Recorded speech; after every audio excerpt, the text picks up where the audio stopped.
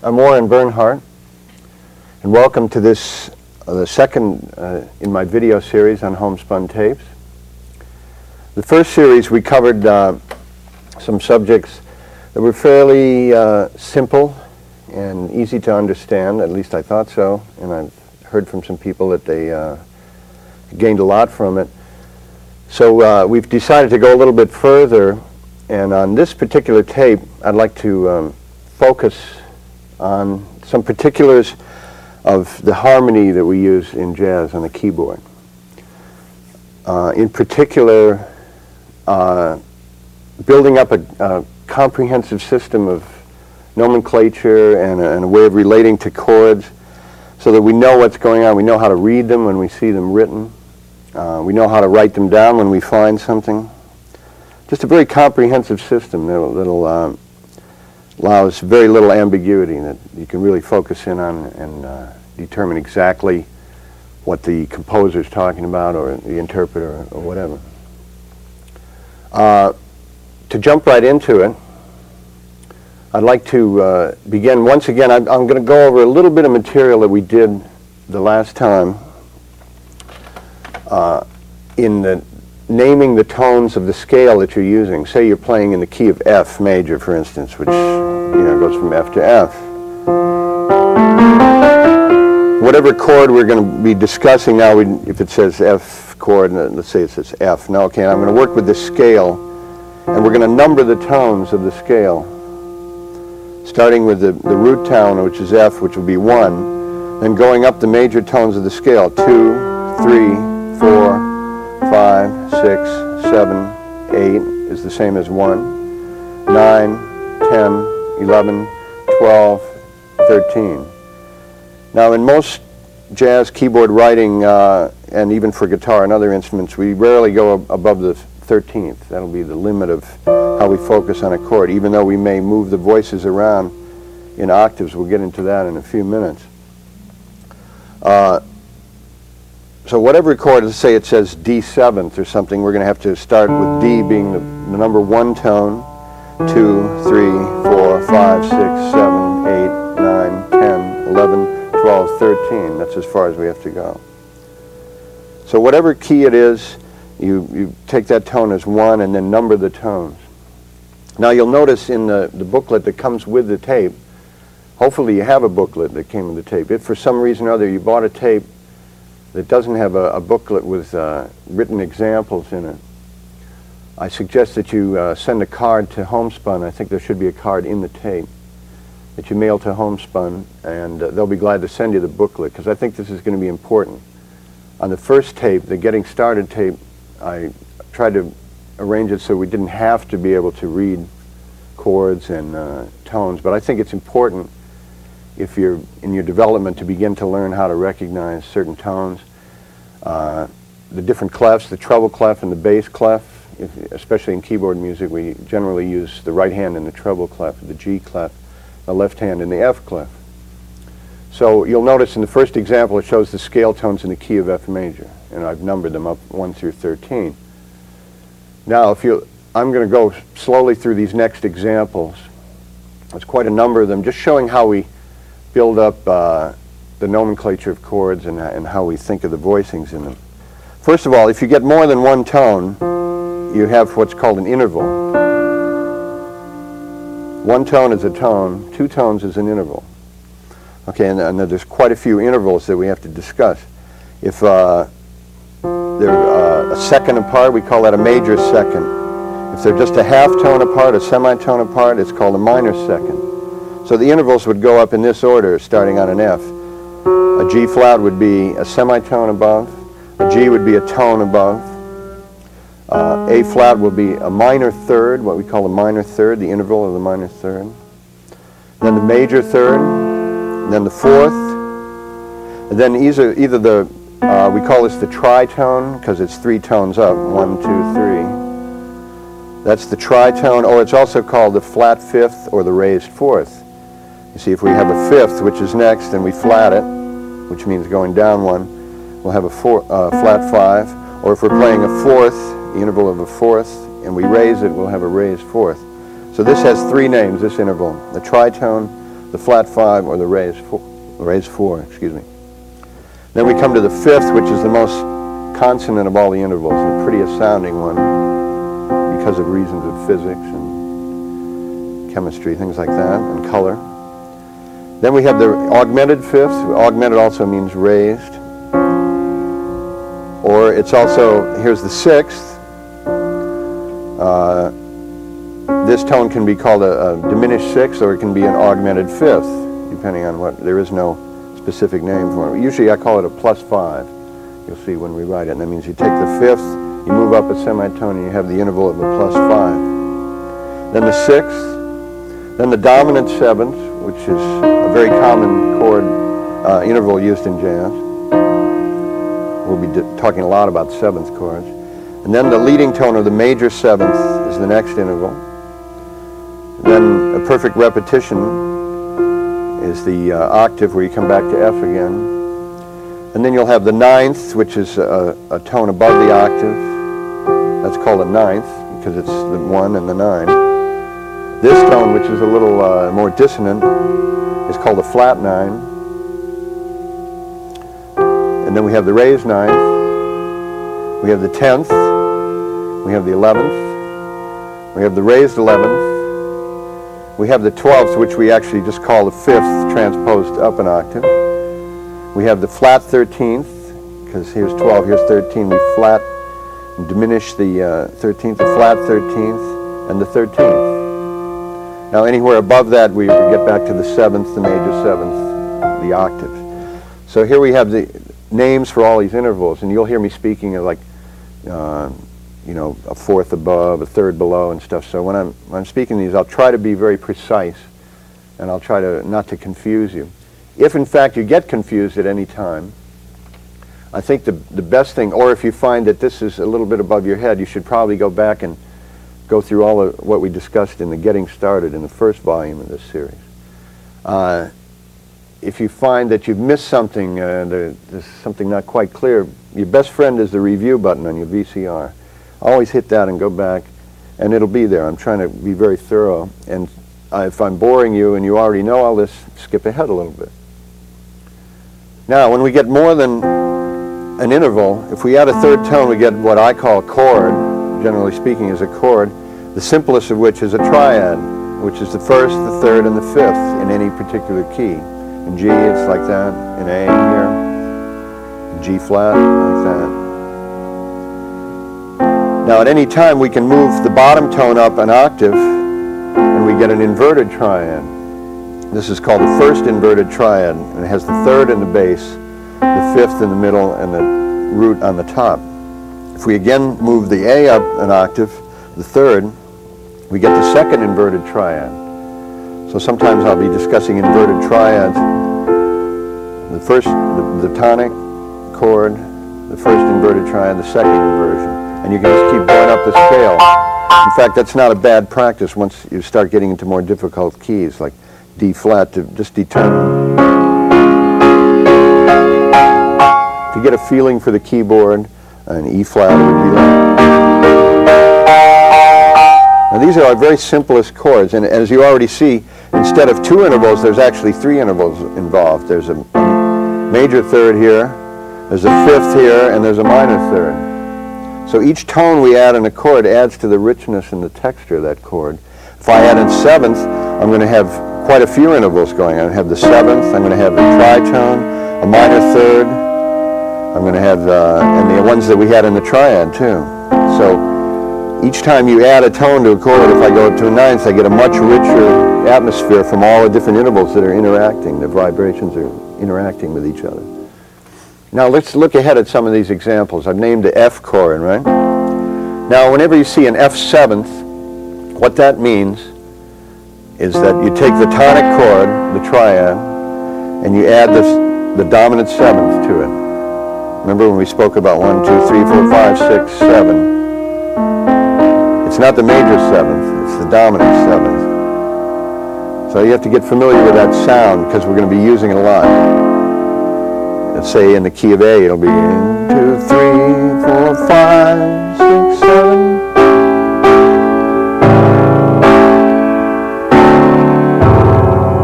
sometimes when they get low, they get very dark and cloudy. But here's an F7th, so you can see how it has an E flat in it. And it's not one of the original scale tones. You'll notice that the E is flatted in a dominant 7th chord. You always take the flat version of the 7th. Now you'll notice in the next example I've written an F major 7th. Now, for those of you outside of the United States, this is going to be confusing because I use a European 7 with a bar across it to denote the major 7th. There's a couple other ways of writing it, which would be a capital M 7 or a little triangle 7 or a MAJ 7. There's several ways. I prefer to notate it as a 7 with a bar.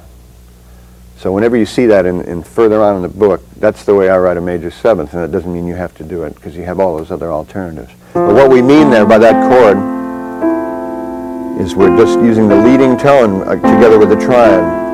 So we have 1, 3, 5, and major 7, and this is dominant 7. So here we have two distinctly different flavors already. This is more bluesy, this is more, I don't know, pretty. Now say the next example would be an F6th with 1, 3, 5, 6. Or the next would be F minor 7th. And you'd put this together, you'd take your minor scale. Now in minor scales we get more than one scale. So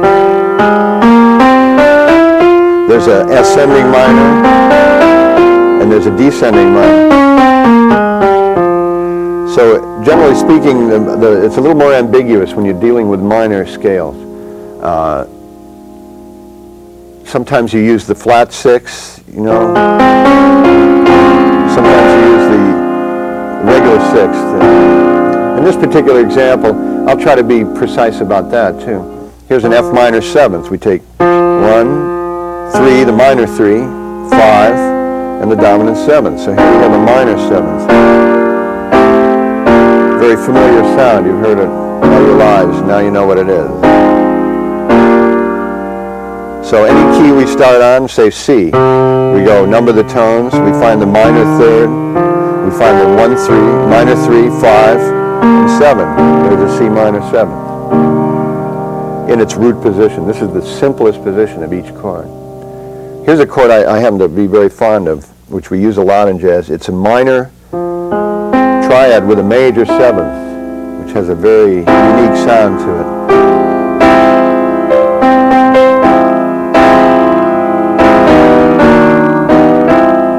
More distant. And there's a nice inner movement there if you move from the major 7th to the dominant 7th to the 6th.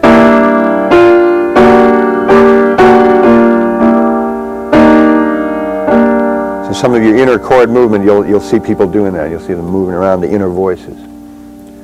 The next example would be what we call a 6-9 chord. Here we take 1, 3. We don't play the 5th on this chord, at least right away. We play the 6th and the 9th with it. In B flat it would be 1, 3, 6, 9. This sounds great with the dominant and the bass too.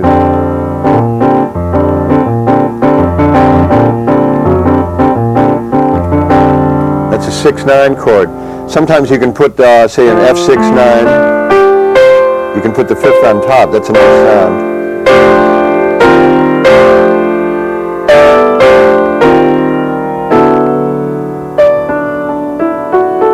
You can put the tonic on the top.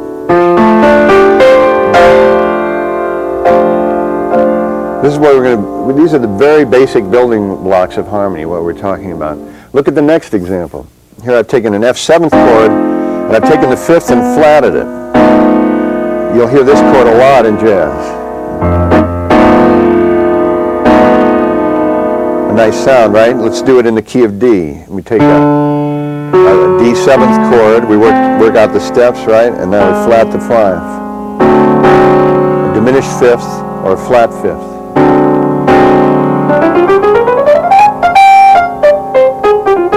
Gives a nice tension in there. Here's a really important chord, is the sus chord, the next one. I've written an F sus 4. What this means, I take an F7th, And instead of playing the third in the chord, I suspend the fourth, and I put the fourth in the chord instead. So I've got 1, 4, 5, 7. And then if I want to relieve that suspension, I go back to the third. This is a very popular chord. A lot of people use this all the time. You'll be using it for the rest of your life. You can also skip the fifth and then just play the suspension itself, going up in fourth. These are intervals of a fourth going on, see? Or you can add the fifth. You can add the second, too, which gives you a nice chord. That would be an F7 sus add 2. I'm adding the second to it. See? So you'll notice the next example has the F7th sus, which means when you write sus and you don't say the 4, it means that it implies the fourth, and then it's resolving to the third. See how that works? Now say we want to go even further and work on ninth chords. Now we can go and we count our intervals again, 4, 5, 6, 7, 8, 9. Now we're going to add the interval of a ninth in there. So the one I've got, the next example, happens to be an F major ninth. You'll notice I've written a 9 with a bar, the same way as I did with the major seventh. I put the bar and the 9 on this. So here we have an F major seventh, and we're adding the ninth to it. If we had a dominant seventh,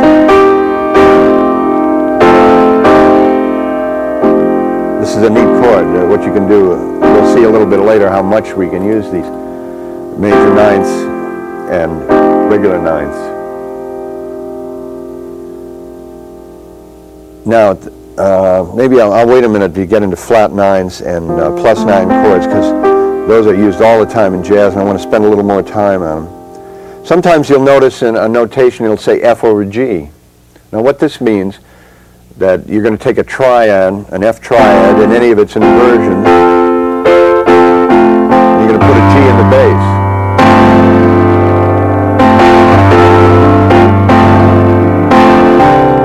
You'll see that go into a C chord a lot.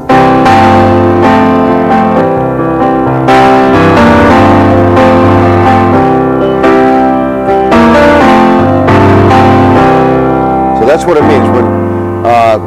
Sometimes you'll run into really weird ones like F over B. No, that's strange. Or F over E.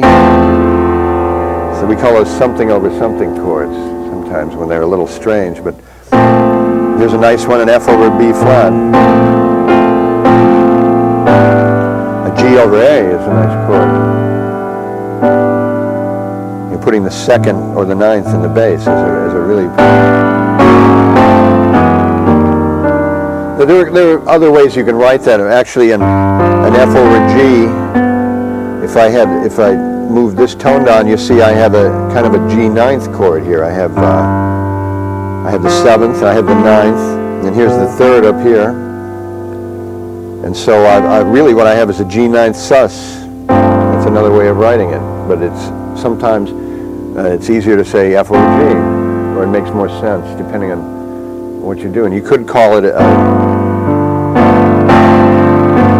ninth chord, a ninth sus. So. Here's another kind of thing, a more open kind of voicing, this B flat over D I've got. All that is an inverted B flat triad, where I've taken the first inversion of a B flat triad, 1, 3, 5. I've moved this tone up an octave, right? I've taken this down an octave and I've doubled the fifth.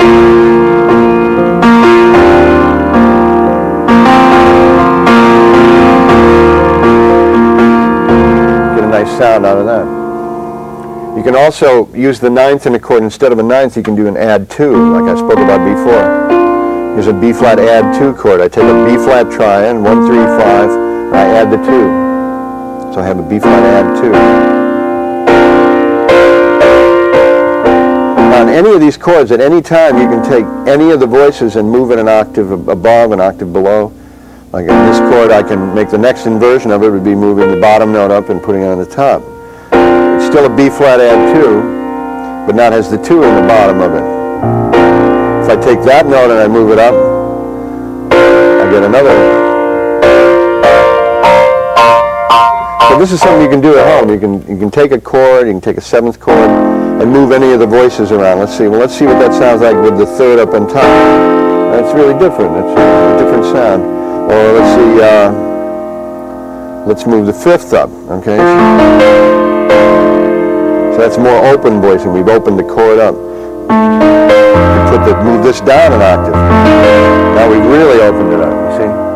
But we're still dealing with the same 4 tones, although their intervallic relationships are changing. We're dealing with the same, just 1, 3, 5, and 7.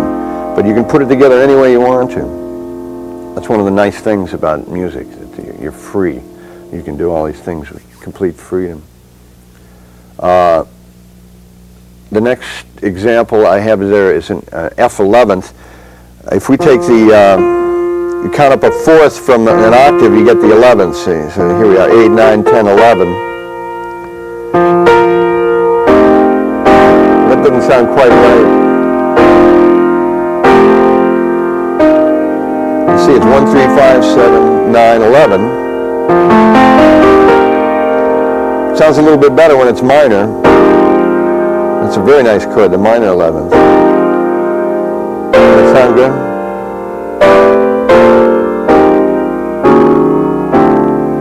So generally speaking, when you see like an F11th, you're not going to put in all those voicings. Maybe you might play it like that. You generally don't put in the... It sounds nicer if you move this G down an octave. If you move the 9th down and make it a 2nd. Because you get a little bit of...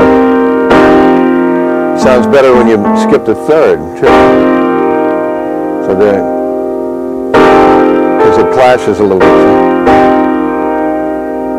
A 13th is going even further. Now that's about as far as we go in nomenclature. The 1, 3, 5, 7, 9, 11, 13. You notice they're all odd numbers. We usually play it without the 11th in it, like this.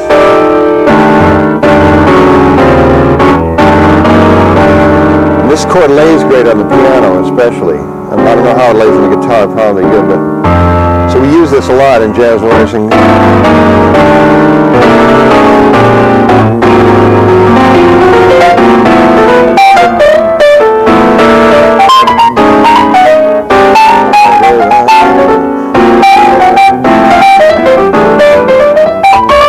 So, 13th chords, it's good to learn them this way. Goes all the way through the scale. Now what I'm doing there is I'm putting the 7th on the bottom of my voicing, and then the 9th, then the 10th, and then the 13th. It's a very basic, you can also go from there. It's kind of a sus9 chord too, in a way. It's like I'm treating it like a suspended 13th. It's another nice chord. If I have a... If I see F 13th sus, that's what I'll do. I'll sus the 4th. Or you can voice it. Sometimes you can voice it with the 13th below as a 6, 7.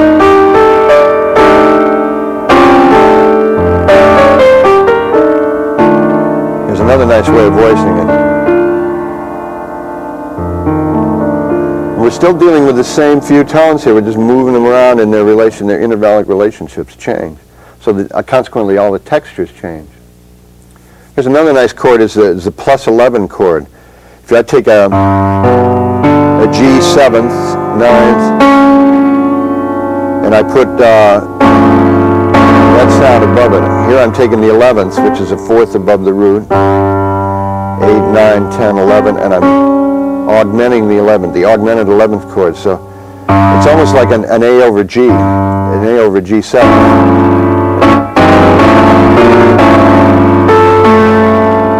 That's a great chord. And it sounds a lot different than the flat 5. If I played a flat 5, I'd have it like this. It happens to be an octave above the flat 5, the plus 11th. So if I add the 9th, so say I play 1, 3, 5, 7, 9. Now you can get a lot of,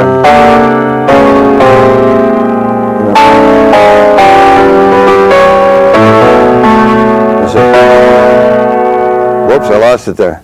Yeah. is a good way of voicing the plus 11th chord. 1, 7, 10, 13th, and then these are coming up here an octave. It's actually the 9th and the plus 11th. So if I play a G 7th in the left hand, I hope your hand is as big as mine, because I'm very fortunate because I can stretch these 10ths. If you can always use the pedal and hit, like, so I'm going to play a 10th, you hit a G and then hit this one. In case you have a small hand thing. Otherwise, so you can get a nice sound here playing a 1, 7, and then the 3rd, and putting the A triad above it. Let's try to D flat. We play 1, 7th, 3rd. Put an E flat chord above it. It's the chord, a semitone above the note. Gives you a nice series of plus 11 chords to work with. Now, how am I going to explain this? Let me just go on to one further thing. I'd spend a little time on the plus 9 and the flat 9 chords. If I have an F 9th, here's a very common sound in jazz where I take the 9th and I plus it. That's an augmented 9th chord.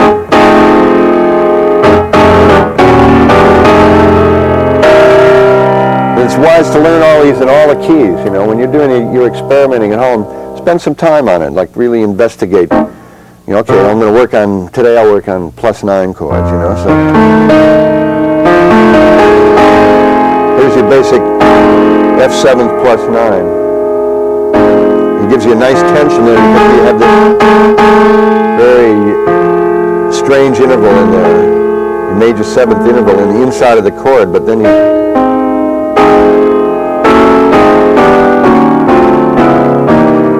Sometimes you don't have to play the 5th. You can just play 3, 7, plus 9, which is nice. If you have a bass player and you're playing a blues in C, you might want to just bass it.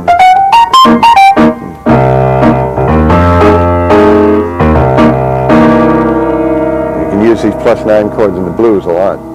Now the other thing that we use, especially in popular music a lot, you'll find the flat 9 chord, which is just diminishing the 9th instead of augmenting, and we're going to diminish it. So we diminish the 9th. This is an F7 flat 9. And it happens to lead very nicely to, if I'm playing that happens to be the dominant chord, say I'm in the key of B flat. It resolves very nicely to the tone of 5th below. You hear this in popular music a lot. And in a few minutes we're going to be discussing the 2-5-1 progression, which is a real essential progression in all popular music and jazz. And that'll give us a chance to experiment some with flat 9 chords. If you use both the flat 9th and the augmented 9th, we sometimes call this an altered chord, especially if you use the flat 5th. That means you changed everything you can think of. You've altered it. So I take an F7th, I've got the plus 9 on it, I've got the flat 9 in it, and I'm adding the flat 5s too, so it gives you a very rich sounding chord. You'll see a lot of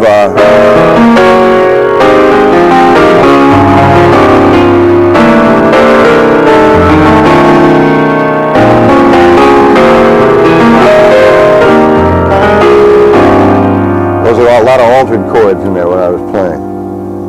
And you can tell by they have a very rich harmonic texture. They're fun to work with. So now what I'd like you to do maybe is just reflect on these examples. Before you go any further, maybe just turn off the tape for a while and look back over what I've gone over. Try to come up with some chords of your own and try to notate them as precisely as possible. Of course, you run into really confusing chords sometimes, something like this. You're not sure what you would call a chord like that. And it has 2/5, a 6th above each other. You know? I wouldn't know quite how to name that chord, but take some simpler chords. You know, take some major 9s and start to get familiar with writing down the tones using different keys, not just using F like I used basically for my examples here. And then we'll come back and we'll discuss some new territory, how to use these chords and put them into a more comprehensive whole. At this point, before I get into discussion of the 2-5-1 progression and the 3-6-2-5-1, I just want to go over something that I briefly touched on in the first video of this series, in the getting started part of it, on how to use something that lays very good on the keyboard. Are certain tritones that we use. Remember, the tritone was 3 whole tones apart through the cycle of fifths. I don't know if you know the cycle of fourths or the cycle of fifths, but if I start in an F and I go up, say, the cycle of fourths, I go up to a B flat, and then E flat, A flat, B flat, G flat, B, E, A, D, G, C, and I'm back at F. And I've gone through all 12 tones of all semitones of the scale in a different order. Or I can do it in fifths. I can go up a fifth each time, from F to C, to G, to D, to A, to E, to B, to F sharp, to C sharp, to G sharp, to D sharp, to A sharp, and back to F again. Now there's something that lays really great in seventh chords, especially on the piano. If I play 1, 3, and 7, I get some of the basic tones of an F chord. I can put a fifth in there if I want to. Now if I start going through the cycles of fifths with my left hand as the root, and I move down chromatically with this tritone interval, now I've got a B flat seventh with the third is on the bottom of the tritone. If I go to the next fourth up, which would be an E flat, and I move down another half step with this hand, I'll have the third and the seventh. If I go up another fourth, I'll have the seventh and the third, and so on.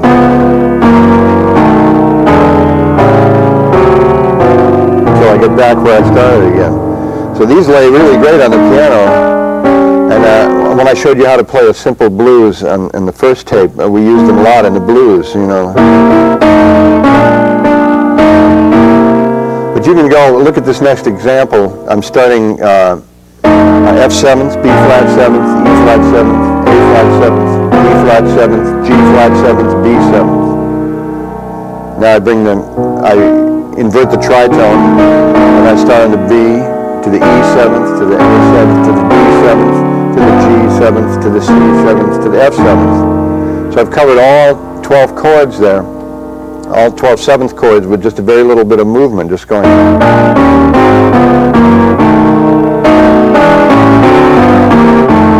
I'm back where I started again. So fool around with that example a little bit. I think you'll find it very useful to you. I won't say much more about it. I might show you how some of these movements work in context a little bit later. But let's get to my favorite progression, and most popular songwriter's favorite progression, which is a cadence landing on the root tone, but it's going through what we call 2-5-1. In the key of C, you'll notice in the next example, I have a D seventh. There's your D seventh, to a G seventh, to a C. You'll notice in this example I've written it two different ways. I wrote D seventh, G seventh, C. The chords are down below in the bass clef. And I've also written a big 2, small 7, big 5, small 7, 1. That means we're working on this progression 2-5-1. So I'm taking the second position in the C scale, the D, the seventh chord, the fifth position, the G, the dominant seventh chord, to the tone. Now in the next example, I've written D minor to G seventh to a C major ninth, for instance.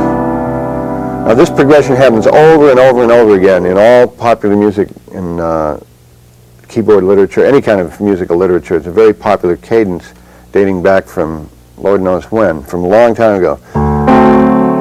Well, I've written out these two examples because I want to show how important it is that we should spend a little bit of time on it. There's another way of doing it. Sometimes it'll go from the 2 minor chord to the 5 chord to the minor chord. Sometimes from a 2 minor flat 5 to a G seventh to the minor, or like.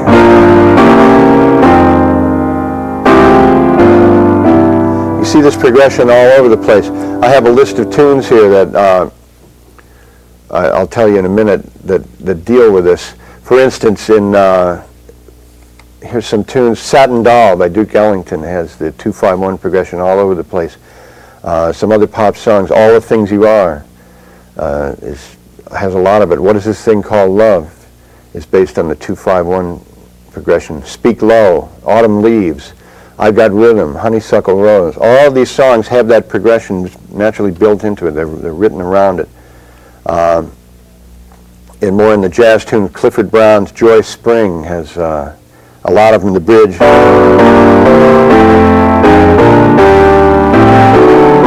has many 2-5-1s in different keys put together. Bill Evans's Waltz for Debbie is a good one to look at because it's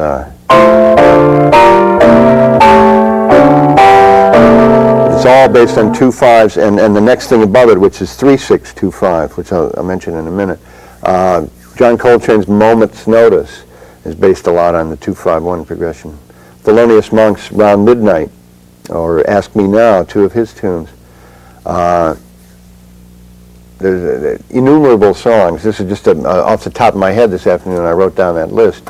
If you look at any one of those songs, you'll start familiarizing yourself with this progression. For our use here, the next example, I have a G minor 7th, a C 7th to an F, which is 2-5-1 in the key of F. And then I have in parentheses, you'll see D minor 7th. That's the minor 6 chord, the 6 minor. So basically what it is G minor 7th, C 7th, F to D minor 7th. And it's almost like same kind of progression. But what I want to do is look on the scale in the treble clef above it. You'll see I have the tones of the F major scale. Now it just so happens that those tones will fit the G minor 7th. They'll fit the C 7th.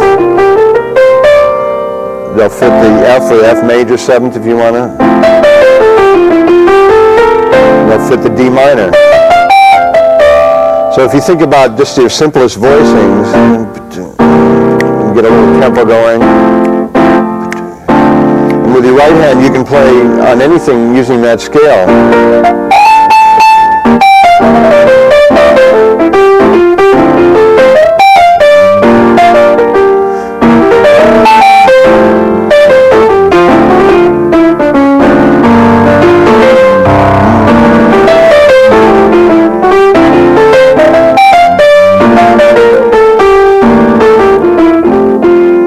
See how that progression is you can use any of the tones in that F major scale over the 2-5-1 minor 6 progression. There's also a thing called the 3-6-2-5-1. In the key of C, it would start on the minor 3 chord to the minor 6 chord to the minor 2 chord to the dominant 7th on the 5 chord to the tonic. So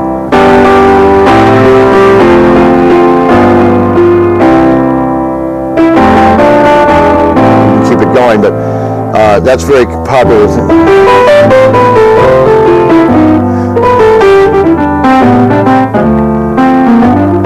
can go 3-6-2-5 all day.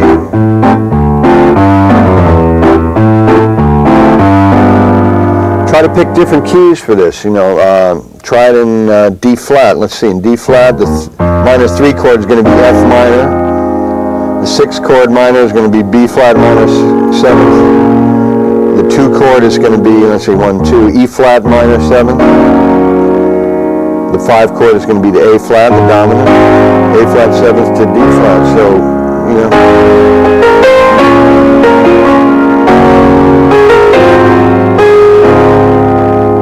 you pick any key you want and work out this progression in it. I'm sure you'll come up with some ideas of your own. You'll probably start writing songs as you're doing this because it's such a universally appealing cadence. And it's in use. You'll notice the next example I gave you, just a D minor to a G 7th to an E minor 7th to an A minor 7th. Just fool around with it. Try to play some jazz on it.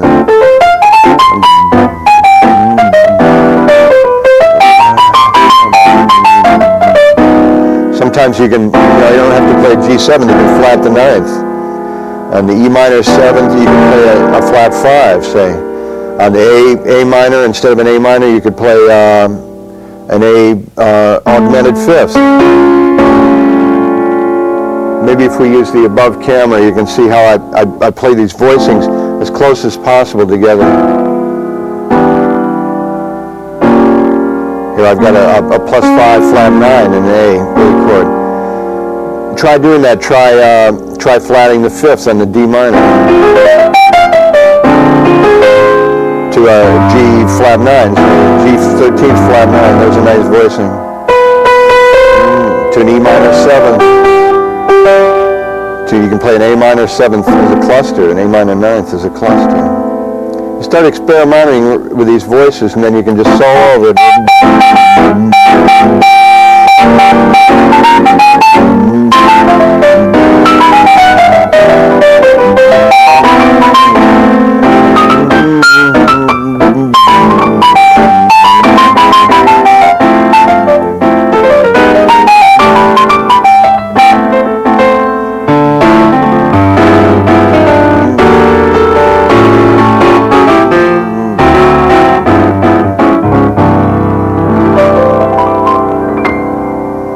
Such a popular progression, you can't go wrong spending a lot of time on it. There's just nothing like it in music. There's a tune I forgot to mention by Shirley Scott called Big George that's a great tune to experiment with this progression. It starts off, I won't play the song, but the chords 2, 5 and A flat, a B flat minor 7th and E flat 7th, and then go up a half step to B minor 7th to an E, going to A. So the first phrase, I'm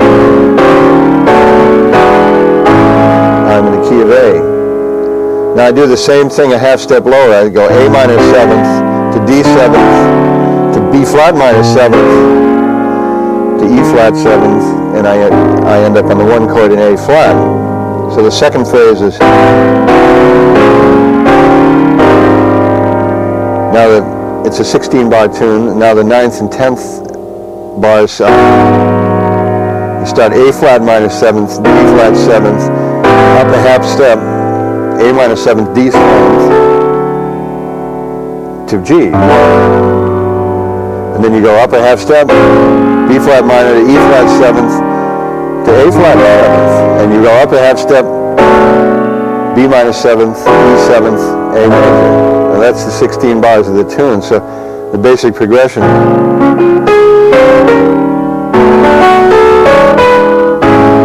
3, 4, 1, 2, 3. Now I go 2, 3, 4, 1, 2, 3. Now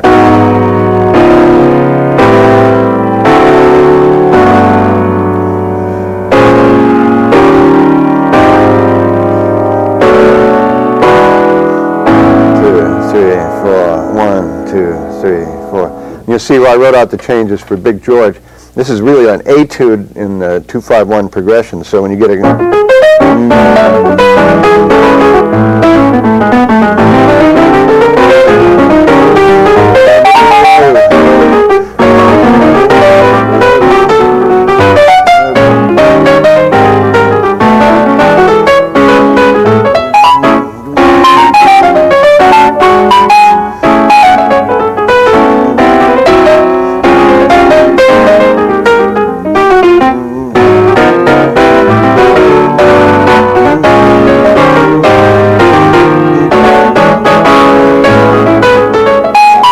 Now you could, if you wanted to, you're really industrious, you could transpose that into different keys. In fact, all 12 keys, that would, by the time you got done doing that and playing through that, you'd really know the 2-5-1 progression in all keys because of all that chromatic movement that happens inside the song. So that's a really good exercise to work on. It's also a lot of fun to play, to jam on that tune. Get some friends together and try playing that. It's a lot of fun. There's another exercise. You'll notice the next example. I'd like to talk a little bit about the diminished scales, and then I'll show you a really good etude in working on chord voicings. And we'll talk about some voice leading in a minute. But you see, I have using flat 5 to flat 9 chords. I have an E minor 7 flat 5 in the first bar, and then I go to an A7 flat 9. Then I do the same 2-5 kind of progression. That's actually 2-5 into D, right? You're going the 2 chord to the 5. Now I start again into D, going into C. And then I keep going. And I finally resolve on a B flat. Now this progression, you might use it in Stella by Starlight. Woody and You by Dizzy Gillespie has this progression in it. So, Around Midnight has it.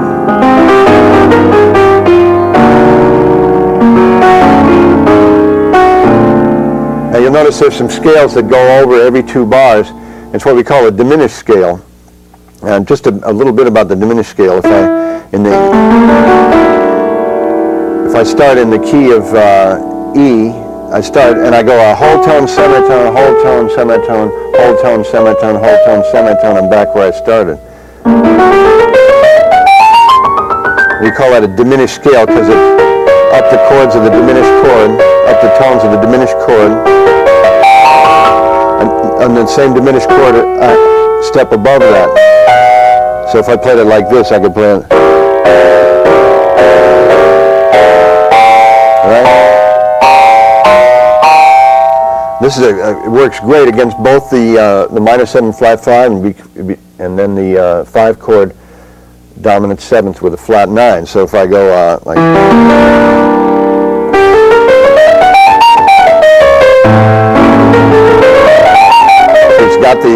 It's got both the flat 5 and the flat 9, which are the same. You know, if I play a E minor flat 5, and then I keep that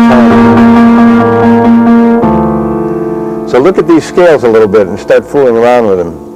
There are only 3 of them because once you've gone up 3 semitones, you start repeating yourself again, and you come upon the same scale again. And what you can do on it is, once you get a little bit proficient on it, maybe go.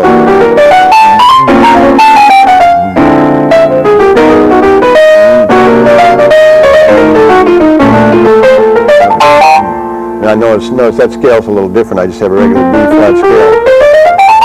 Now these scales that are written above you can use to construct your solo.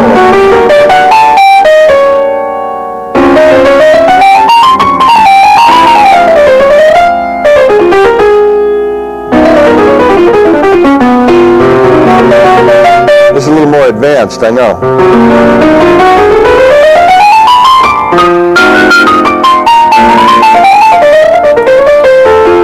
So this is a really good exercise, and I challenge you to write it out in different keys and think of the proper scales that go with it, because you'll discover a lot about your own playing, and especially if you're at all interested in bebop. These are really requisite chords.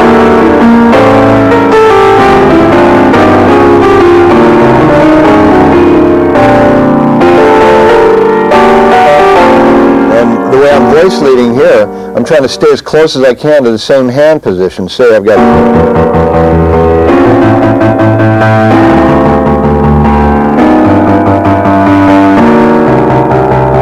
See? So it feels real good on the keyboard to do that. And you get a nice kind of voice leading there. Usually when voice leading, what we're trying to do is keep the intervals as small as possible from one change to the next. So,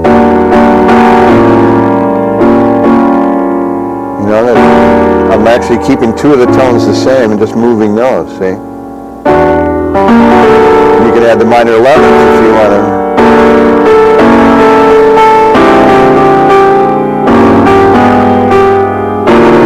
That's a great sounding chord. 1, minor 3, flat 5, 7, 9, 11th. It works great with the diminished scale. So in the key of C, I'd start in the C, and I'd go whole tone, semitone, whole tone, semitone.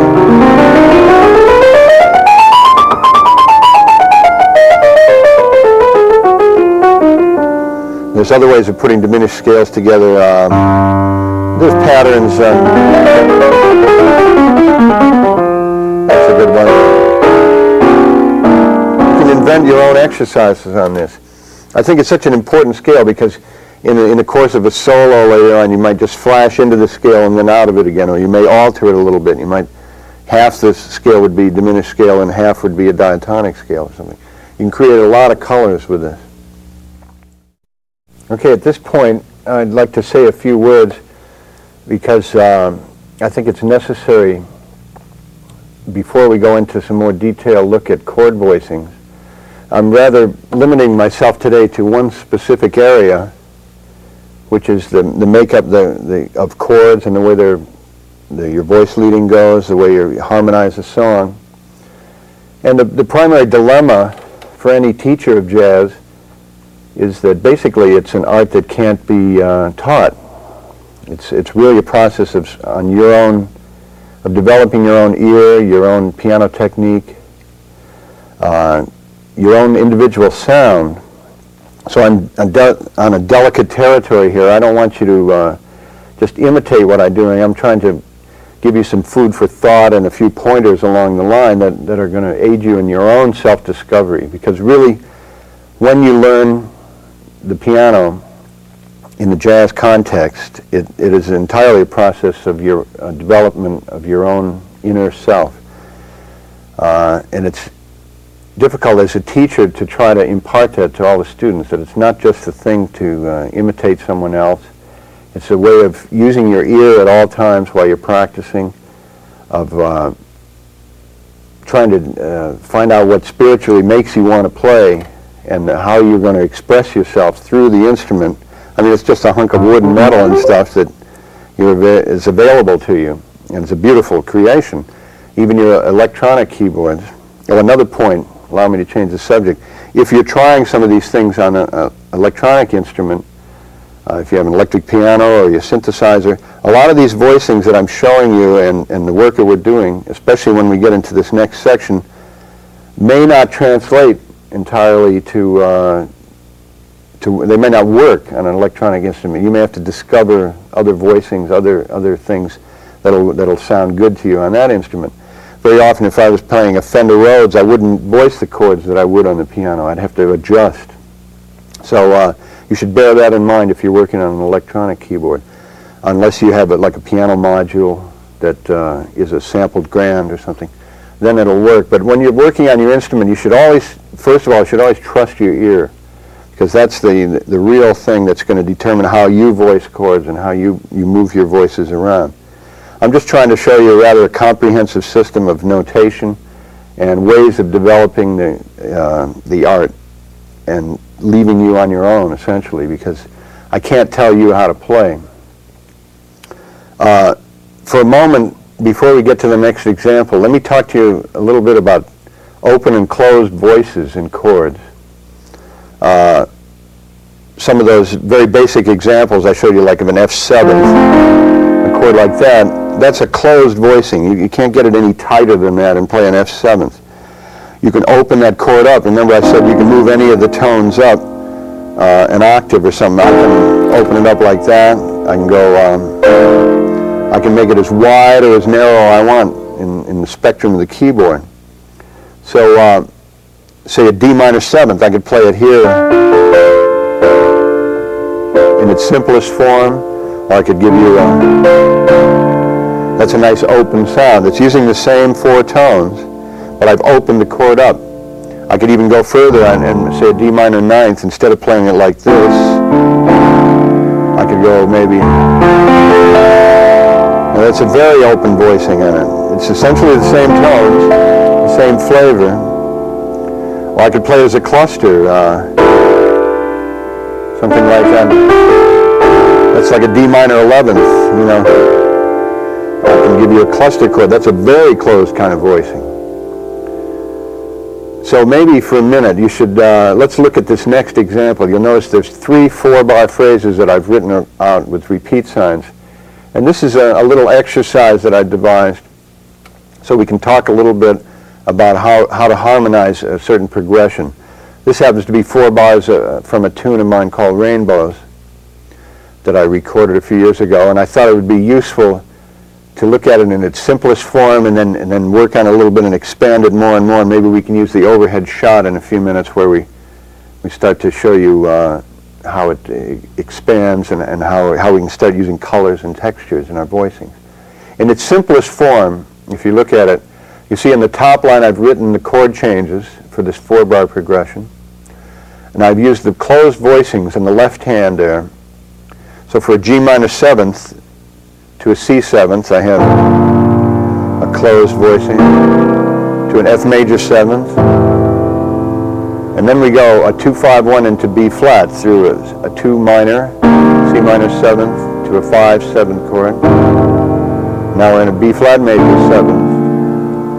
And these are the very simplest forms of these chords. Next is an A 7th with a raised 5th to a D minor 7th to a G 7th. Now if I just improvised a melody against this, it's probably going to sound a little bit dumb, the way it comes out using these voicings, but it is a basic, and they are the right chords. Like say at a ballad tempo, like 1, 2, 3, 4.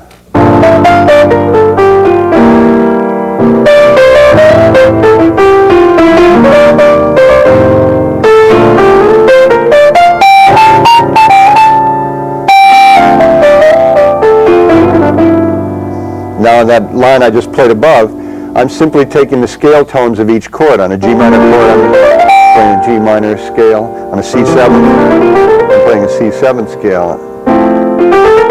On an F scale, I'm playing that, an F scale. So that's another thing we're going to get into more in the next of the tapes in this series when we start talking about playing a solo. But for now, kind of focus your attention on what I'm doing just chordally. Now just take this first chord, for instance, this G minor 7th.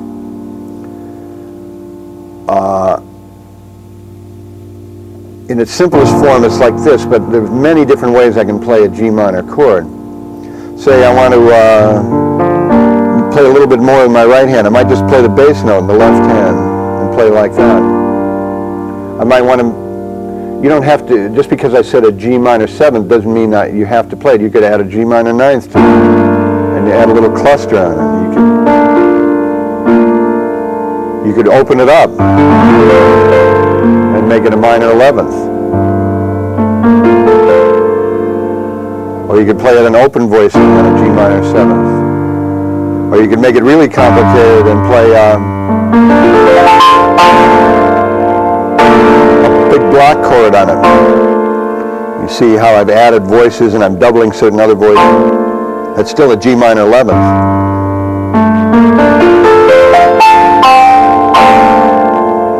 Or I could do something where I go through the different inversions of a G minor. I could go through.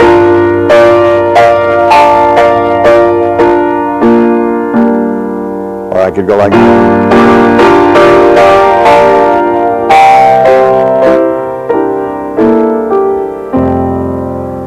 When I take just those first bar and a half, I can find already almost an infinite number of ways to express myself on it. I mean,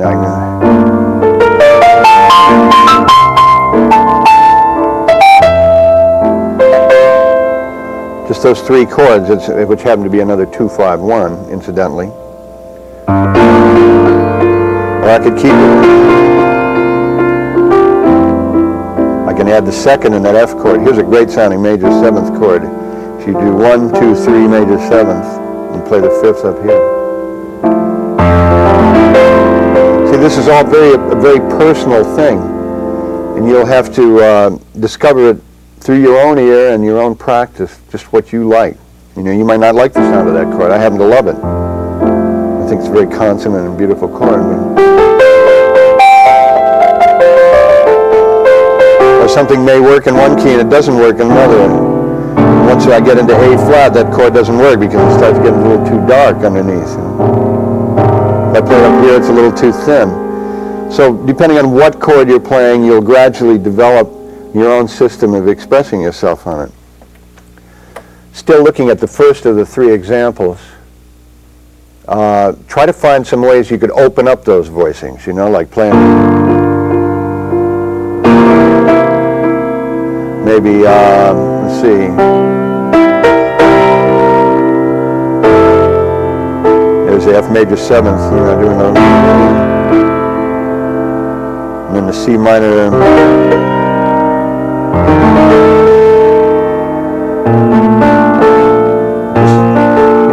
the next most open voice.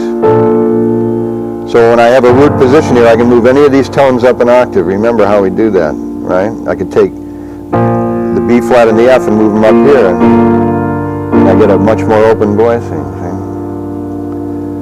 See? So try just experimenting with these different chords, seeing sometimes using inversions in the right hand. Sometimes you can just play the 7ths in the left hand.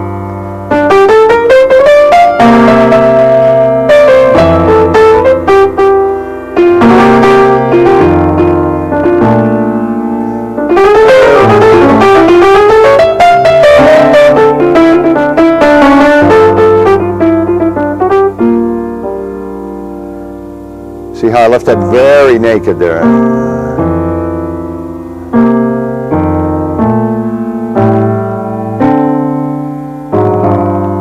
Another thing you very often find jazz players doing, say you want to land on a certain chord, I want to land on an F chord.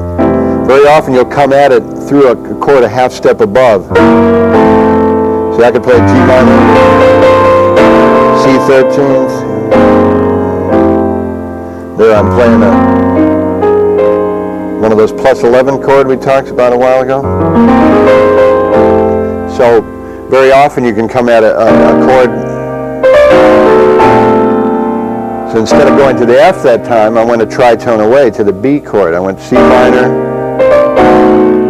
to a B 7th flat 9 to the B flat major 7th.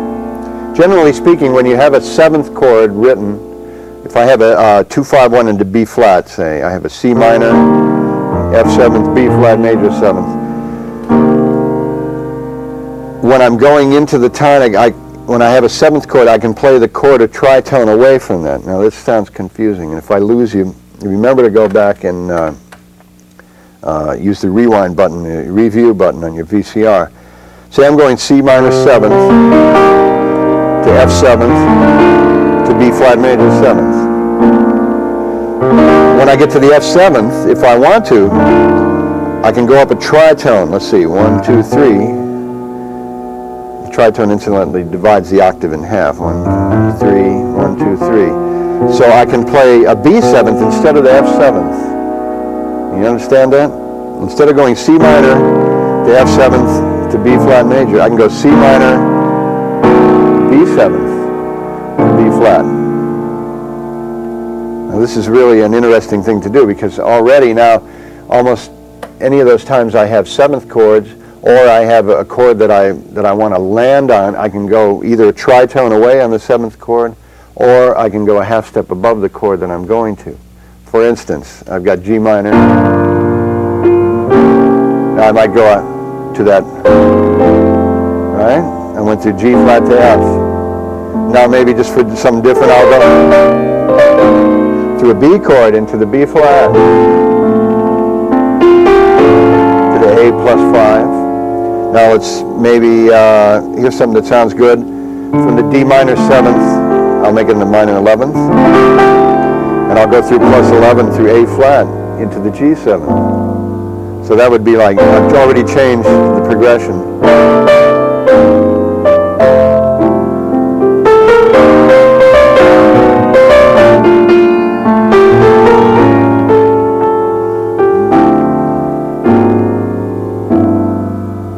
See how we changed the character, that whole progression there, by using the 7th chord transposed a tritone away in the case of the C minor F 7th B flat, or coming in a half step above, like going into the F chord or going into the G 7th. You can come from above. If you do that too much, it starts sounding stupid. I think, that's my opinion, but there's a way of tempering it, and there's the tunes that really lend themselves to an approach like that, a chromatic approach of landing on things. But look at the next example here. Now I've gone a little bit further, if I play this just the way I wrote it, it's just one of a myriad of possibilities. I've got a G minor 11. Now I'm going to play a C13th sus, right? And then I'm going to resolve it to the third. I'm going to take away the suspension. So I've changed it in another way.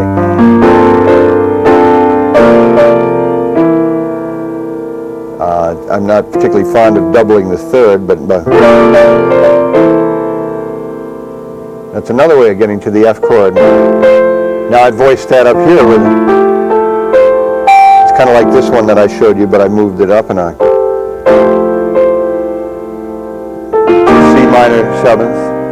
Now I'm going to play an F 13th and show you how the flat 13th works going into the B flat chord. There's an F 13 and I flat it, which is something that you see a lot in popular music. You know what I mean?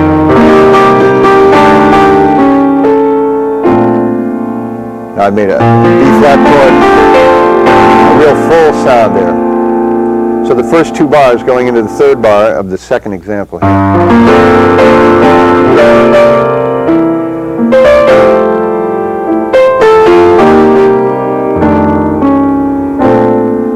So I have that inside voice.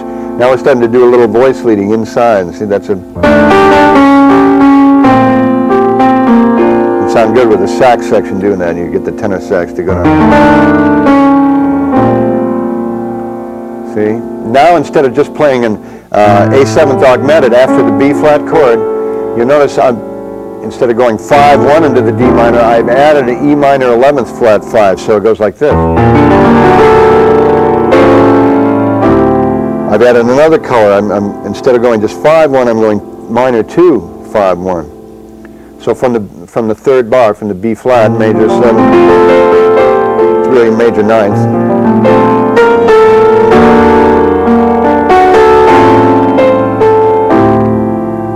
All right. Now instead of a G 7th, I'm playing a 13th there. So to play through the whole 4 bars.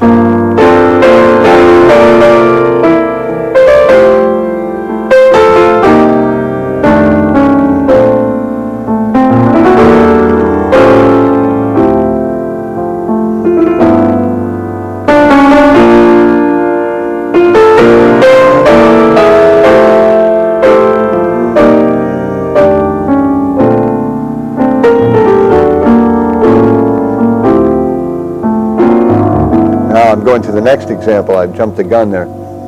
This one, I'm using a little bit more of the movement of the sus.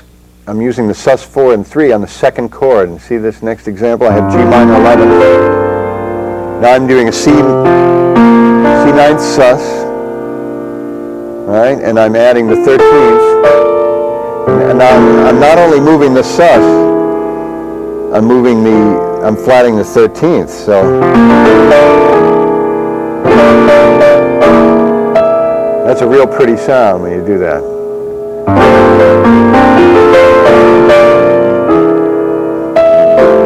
Now I've changed the F 9th voicing. You see F major 9th voicing? I've added more tones and I've used the one I like and just doubled it. So it's a little more voice leading going on.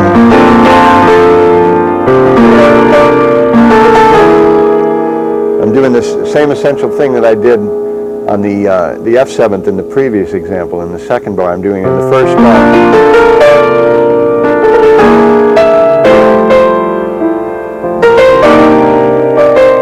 Now here on the F chord, on the F7th or the B chord, I'm flatting the 9th. I'm adding a little more color that way. Instead of playing this, I'm voice leading inside again. So.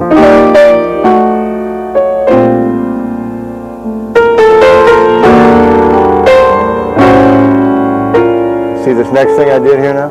Now I'm adding a +9 on the A chord. So you go up a 9th, starting on A, and you raise it.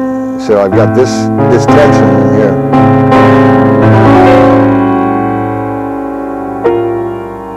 Then I'm going to the flat 9 with the top, and I'm going from the 13th to the flat 13. Here's a really great sounding chord. See how that works? Goes from tension to relief and leads right into a D minor.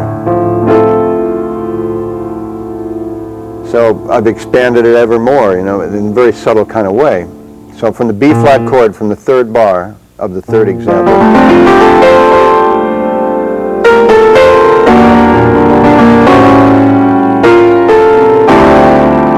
now here's a real full D minor voicing. I'm playing 1, 5, 10th. And you may not be able to reach that. Just play it like this. I'm using my thumb double here, which is nice. It gives me 11 fingers when I do that. And now I'm going to go through, remember I said you can go into the G chord through a semitone above it? I'm going to go the A flat 9th with a 13th and a plus 11th in it. Here's the 13th, here's the plus 11th. On an A flat 7, see? 1, 7, 9, 10, the third. Right? Here's your, wait, that's the plus 11, here's the 13th. Remember and then instead of going right into the G13, I'm going to suspend it. Right? Here I've got this, instead of going right here, I'm going like this. And instead of going from the 9th, I'm just playing the 9th. I'm playing, so I'm going from a sus4 to a 3, and I'm going from a 9 to a flat 9. So playing the whole example slowly, 3, 4.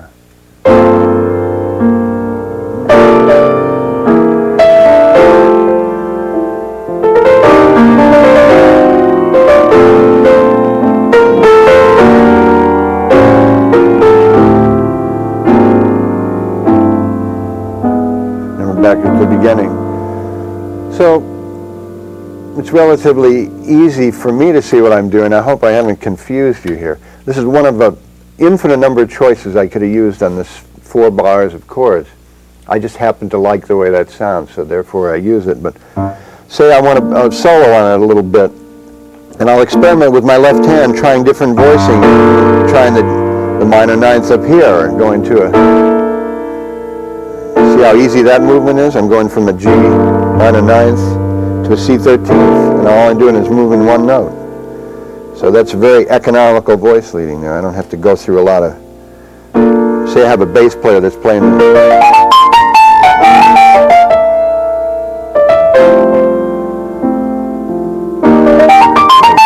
I'm doing the same kind of thing from the C minor chord into the F13th. I'm just playing that and moving one voice, see? So here I've got a 2-5-1 into B flat, and I just move one note, and I'm playing the major 7th there by just moving 2 notes. So now I'm going to do the similar kind of thing on the bass player down here, right? So I've got 3, flat 5, 9, 11. Oh no, that didn't put the 11th in here. 7, 9. Pardon me, it's getting confusing. I've got the root, I've got the minor 3rd, I've got the flat 5, I've got the 7th, and I've got the 9th on an E minor, which is a great sounding voice. The bass is playing that. And I'm just going to say an A 7th with a flat 9 and a raised 5th.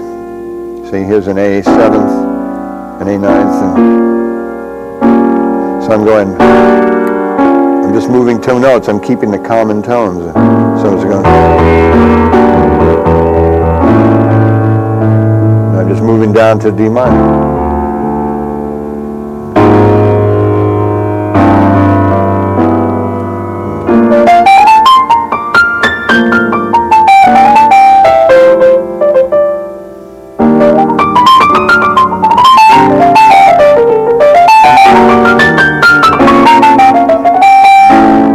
I put in a minor major 7th in the D minor chord. That's nice, going to the dominant 7th. See, the bass is playing the bottom note. This is something that Andy Laverne, I know, covered.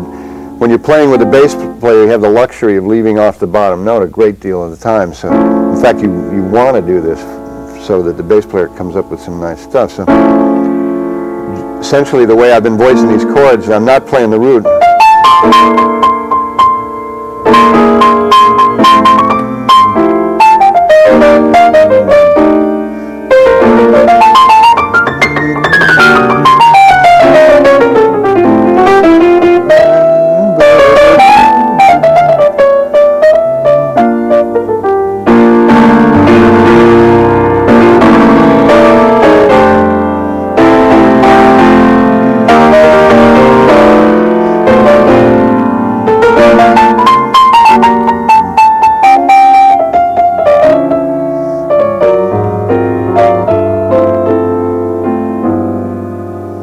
Now there I was combining just about everything we've talked about so far as I was playing that, plus what we're going to talk about in the next tape in the series, which is soloing over a progression, of building a solo over it.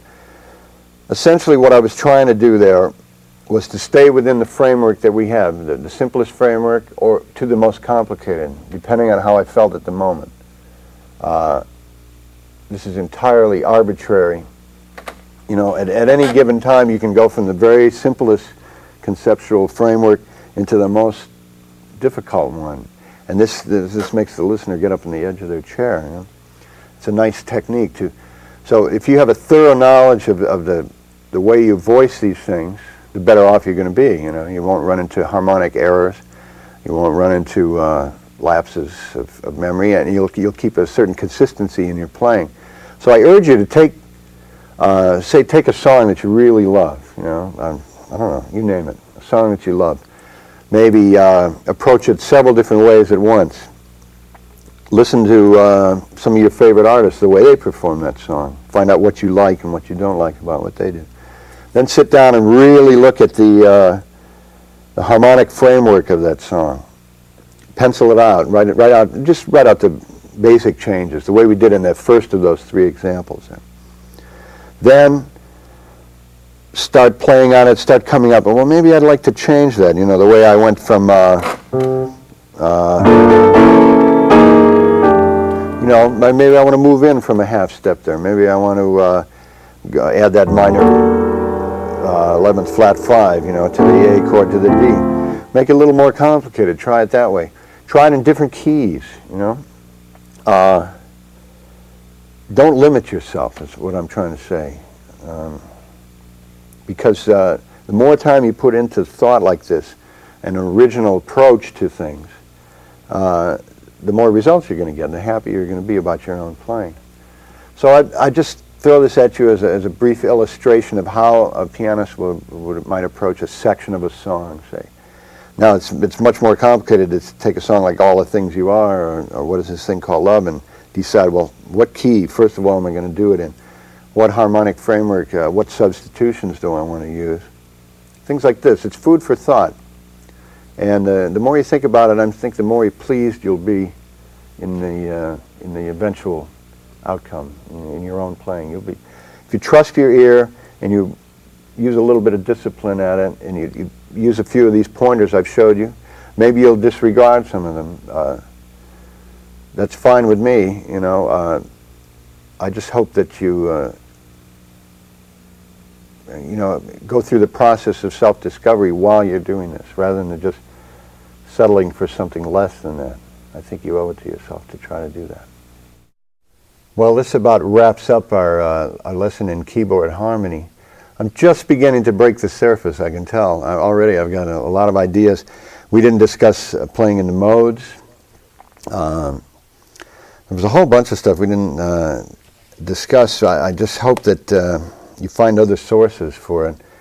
I tell you, I'm involved in thinking about doing a tape, especially on building solos and playing the melody of songs.